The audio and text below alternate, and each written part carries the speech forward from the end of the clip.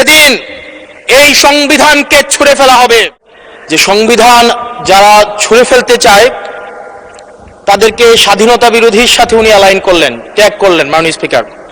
এবং তখন ট্রেজারি বেঞ্চের সম্মানিত মাননীয় মন্ত্রী যারা ছিলেন তারা সেটাকে টেবিল চাপড়িয়ে সেটাকে সমর্থন দিলেন। মাননীয় স্পিকার, গণতন্ত্রের জন্য যিনি আপোষহীন লড়াই করে গিয়েছেন বেগম জিয়া, উনি বলেছিলেন যেদিন জনতার সরকার প্রতিষ্ঠিত হবে, যেদিন এই পার্লামেন্ট জনতার সরকারের কাছে যাবে, এদিন এই সংবিধানকে ছুঁড়ে ফেলা হবে। ট্রেজারি বেঞ্চের যে মন্ত্রীরা ছিলেন তারা দীর্ঘদিন, তাদের সারা জীবন তারা বেগম জিয়ার সাথে রাজনীতি করেছেন।